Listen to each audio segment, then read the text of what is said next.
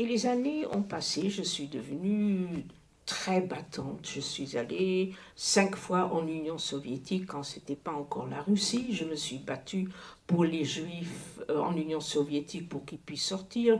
Je me suis battue pour les femmes battues. Je me suis battue, j'ai fait des manifestations, j'ai organisé des conférences, des conventions. J'ai même fait la connaissance de Simone Veil dans ce contexte-là, parce que j'ai été à Moscou en 1979.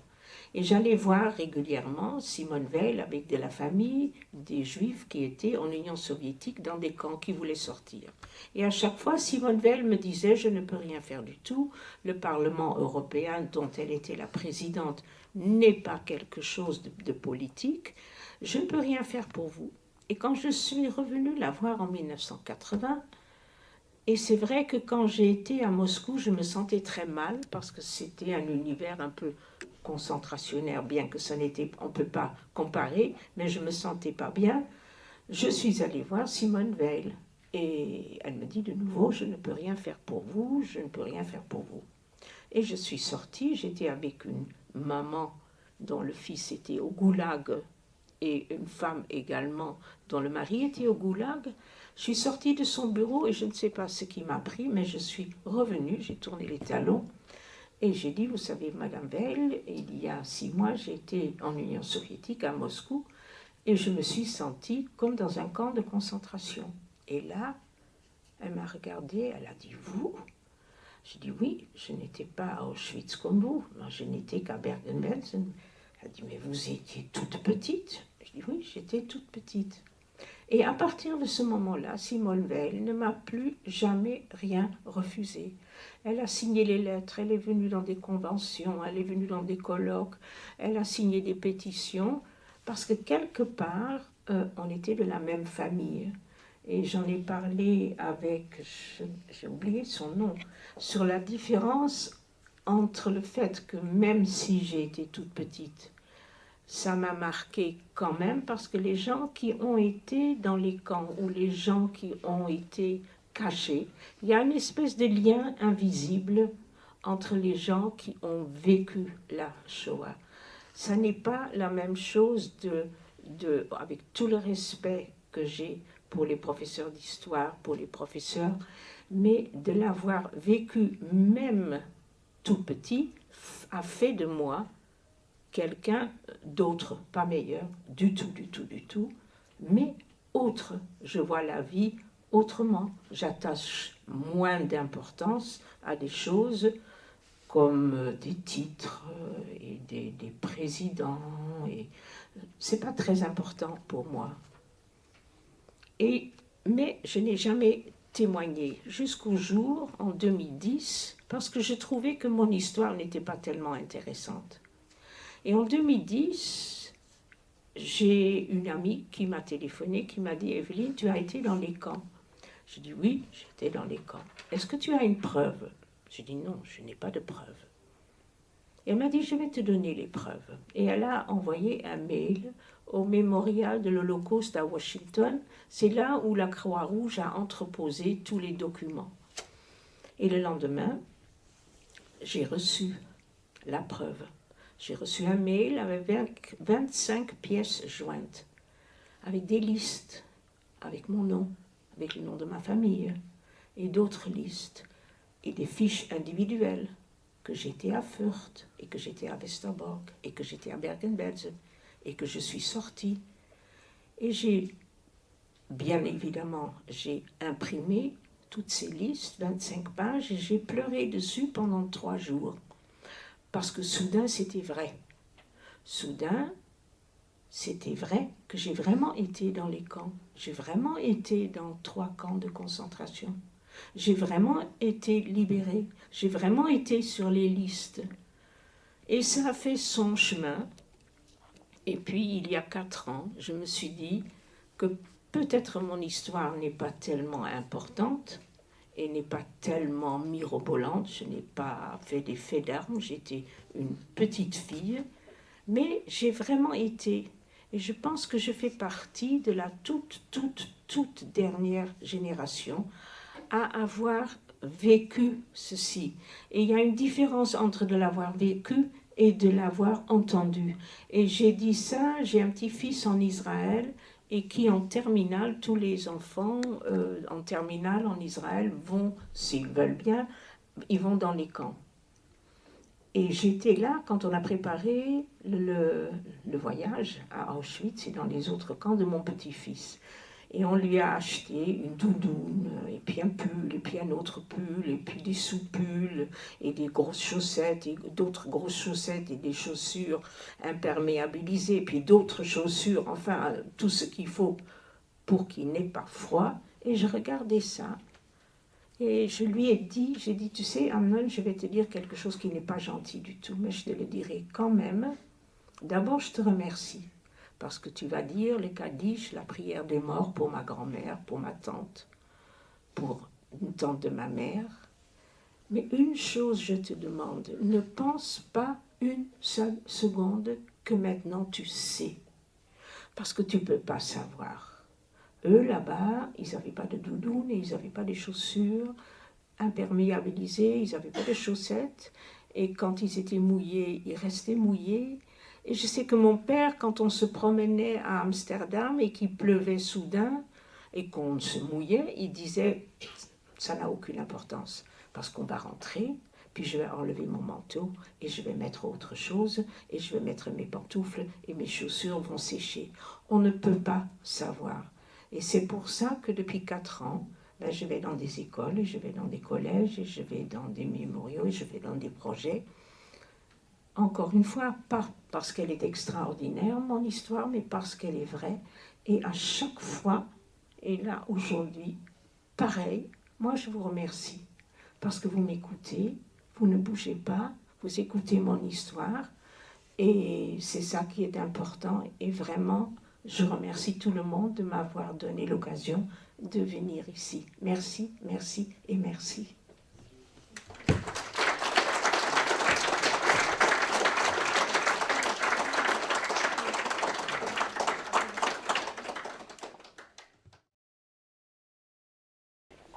Pensez-vous que les idées néo-nazis ou autres formes de racisme du XXIe siècle sont comparables à ce que vous avez vécu ?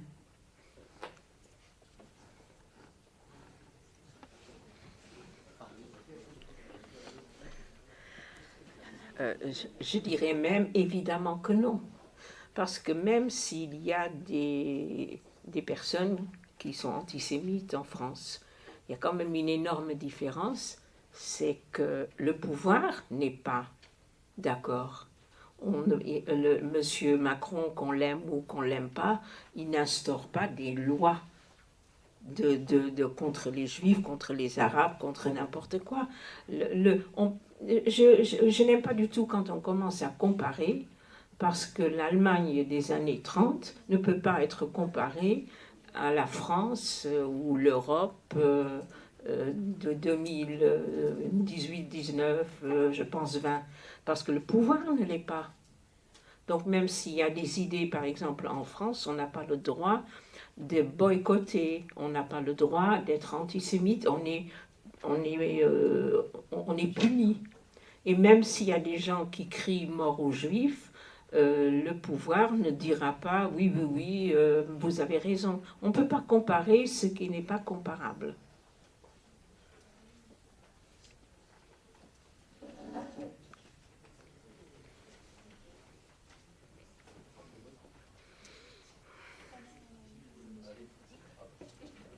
Comment avez-vous réagi quand votre famille et vous avez été déportés dans votre premier camp ? Non, le tout premier camp, j'ai été malheureuse, mais réagir, je ne pense pas qu'on était conscient. Il y avait un état de fait qui était qu'on était malheureuse, mais on ne savait pas pourquoi et comment. On subissait, les enfants, les tout petits enfants, on subissait. Et on ne pouvait pas comprendre. D'abord, c'était incompréhensible, et c'était le fait aussi qu'on était tout petits. Moi, je n'ai pas les mêmes souvenirs que des gens qui ont été déportés à l'âge de 10-12 ans, qui, eux, voyaient Moi, j'étais toute petite. Et donc, j'allais avec mes parents. Et quand j'étais séparée de mes parents, j'étais malheureuse. Mais comprendre de ce qui se passait, non, on ne pouvait pas comprendre. Un enfant ne peut pas comprendre.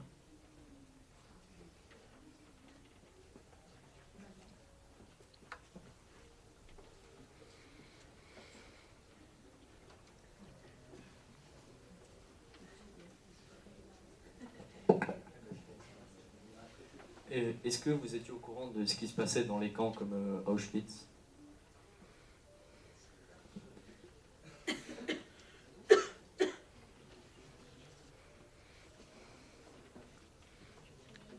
Alors moi, évidemment que non, mais je sais que mes parents racontaient qu'à la fin, au beau milieu de Bergen-Belsen, il y a un groupe de femmes qui est venu d'Auschwitz, puisque les Allemands ont commencé à évacuer Auschwitz pour qu'il ne reste pas de traces.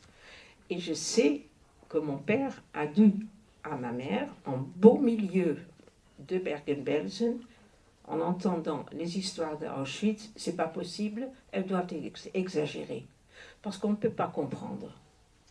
C'était quelque chose qui était totalement inimaginable. On ne pouvait pas comprendre.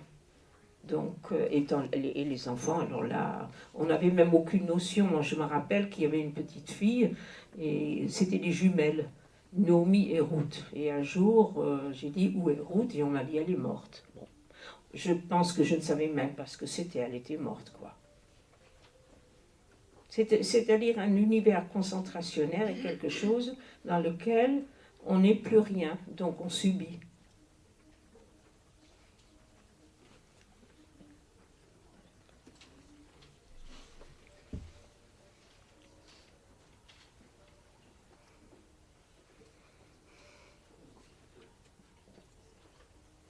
Après tout ça, est-ce que vous ressentez de la haine envers les Allemands?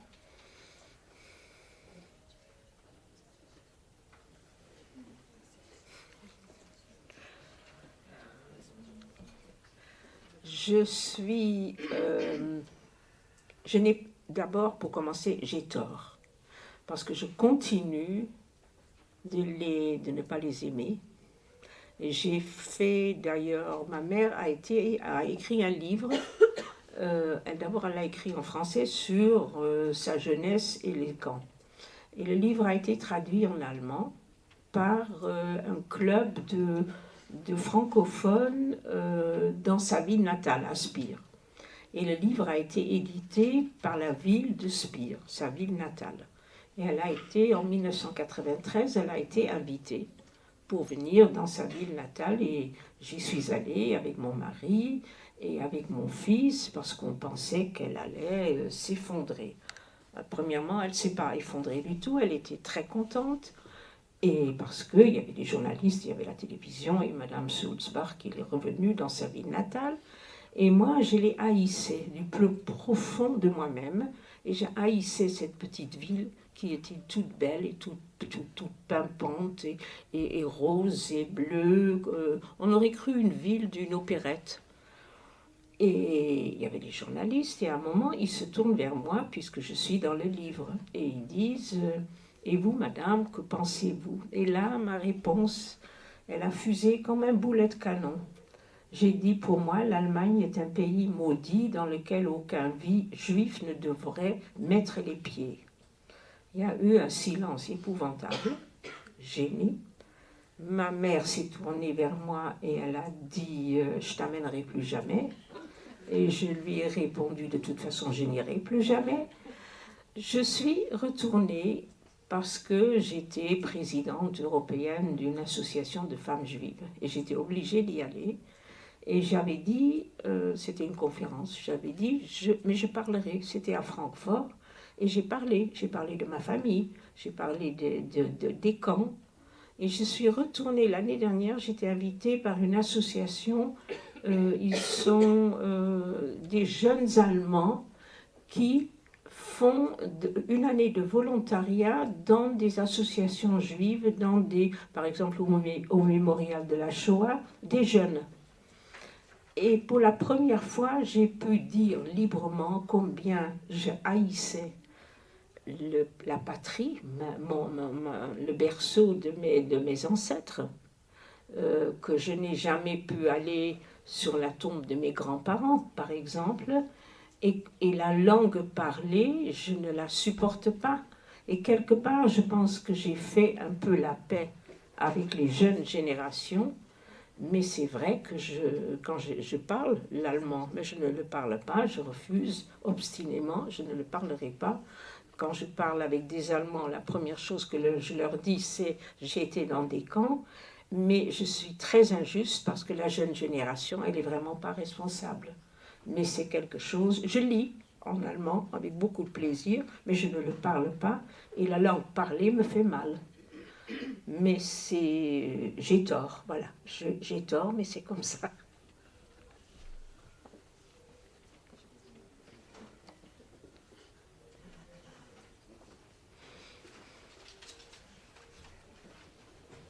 Est-ce que cela vous arrive de culpabiliser aujourd'hui et à l'époque par rapport au fait que certains de vos camarades avaient aucun parent et que vous étiez sortis avec vos parents, votre famille?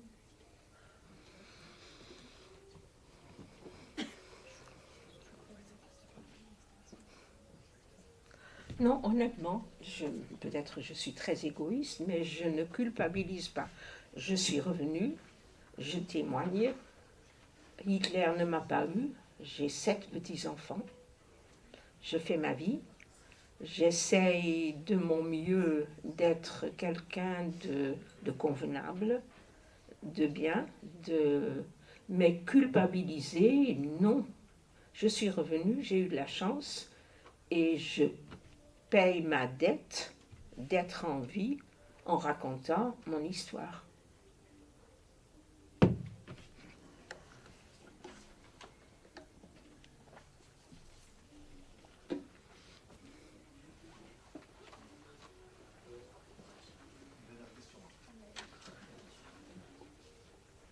Est-ce que, après tout ça, ça a renforcé vos liens familiaux?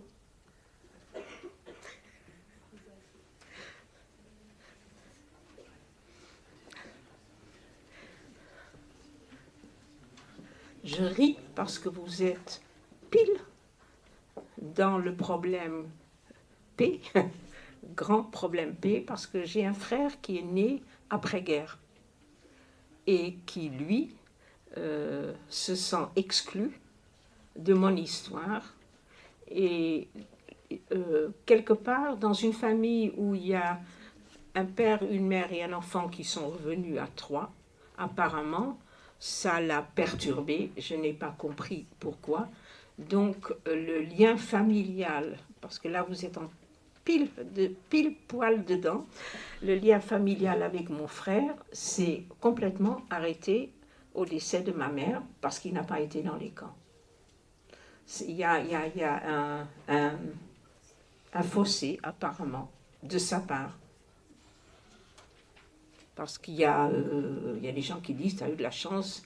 Non, moi j'ai de la chance d'avoir survécu, mais pour lui, apparemment, ça lui pose un très gros problème de n'y avoir pas été. C'est une histoire très compliquée.